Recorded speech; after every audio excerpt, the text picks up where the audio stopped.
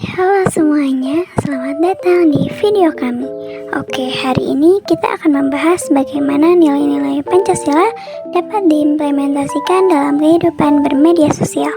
Nah, di era digital ini, Pancasila bukan hanya panduan dalam kehidupan bermasyarakat, tetapi juga pedoman dalam menjaga etika dan keharmonisan di dunia maya.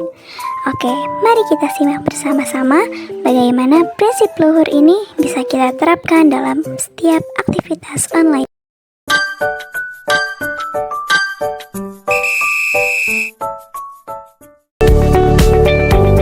Di masa kini, penggunaan media sosial menjadi salah satu bagian penting dalam kehidupan sehari-hari, terutamanya di kalangan generasi muda. Platform seperti Instagram, Twitter, Facebook, TikTok, dan yang lainnya memungkinkan orang untuk berinteraksi, berbagi informasi, dan mengungkapkan pendapat. Melalui medsos juga, individu dapat tetap terhubung dengan teman dan keluarga, serta media sosial juga dapat mengakses berbagai informasi dari seluruh dunia. Namun, di balik segala kemudahan yang ditawarkan oleh perkembangan teknologi dan kemajuan zaman, seringkali muncul berbagai perilaku yang tidak sejalan dengan etika, norma sosial, maupun nilai-nilai yang berlaku di masyarakat.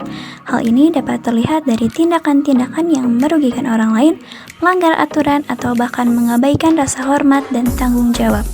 Fenomena semacam ini menunjukkan bahwa meskipun kemudahan teknologi memberikan banyak manfaat, tantangan dalam menjaga moralitas dan keharmonisan sosial tetap menjadi perhatian yang penting. Contohnya, seperti orang yang suka menyebarkan berita hoax, ada juga yang suka membuat hate comment, membuat konten dengan ujaran kebencian, peretasan akun pribadi hingga situs pemerintah, dan penyebaran malware yang sedang marak terjadi saat ini, di mana pencurian atau kebocoran data dan gangguan operasional dapat dilakukan dengan mudah oleh pelaku, yang mana hal ini sangat menyebabkan keresahan di masyarakat. Oleh karena itu, penting bagi setiap pengguna untuk tahu dan sadar akan setiap komentar dan unggahan yang mereka buat. Etika bermedia sosial yang baik dapat menciptakan lingkungan yang sehat, terhindar dari berbagai konflik, dan juga mempromosikan komunikasi yang sehat antar sesama. Lalu apa sih yang seharusnya kita lakukan sebagai pengguna agar bisa menjadi pengguna media sosial yang baik, bijak, dan terhindar dari kesalahan-kesalahan tersebut? Oke, simak ya 6 poin berikut ini.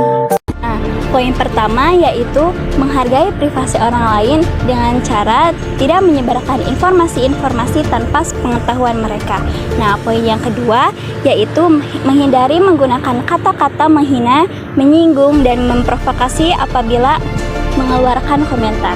Nah, poin yang ketiga yaitu memastikan kebenaran jika informasi itu akan disebarkan. Poin yang keempat yaitu menghargai setiap sudut pandang orang lain.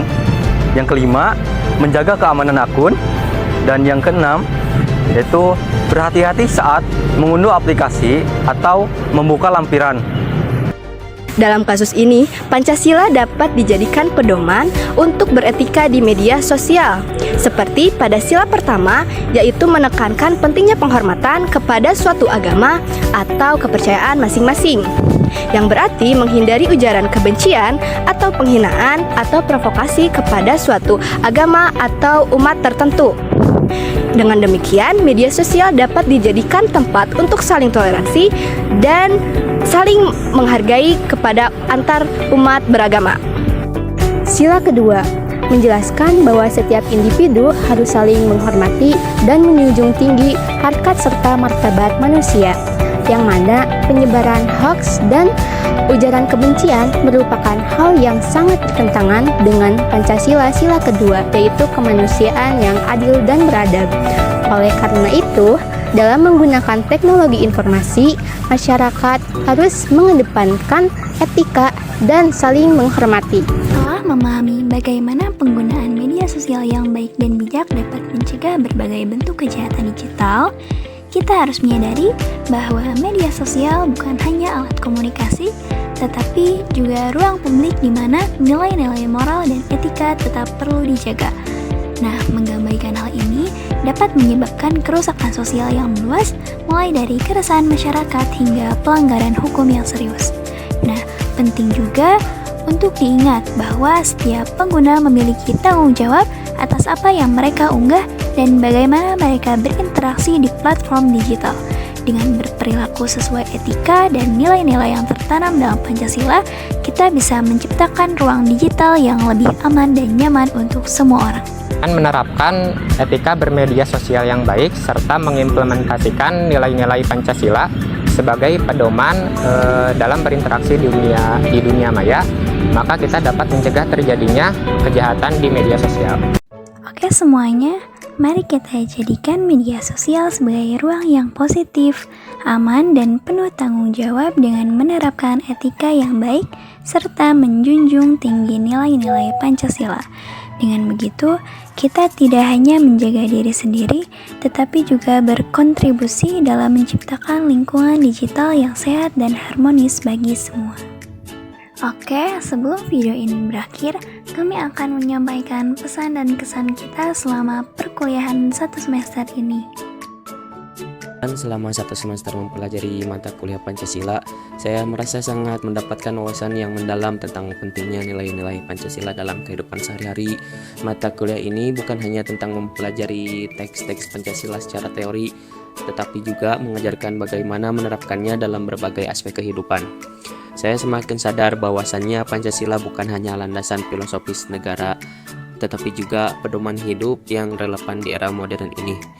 Pesan sebagai mahasiswa, saya sangat berharap kita semua bisa lebih memahami nilai-nilai yang terkandung dalam Pancasila, tidak hanya sekedar teori atau hafalan, tetapi sebagai panduan hidup yang bisa kita praktikkan dalam kehidupan sehari-hari.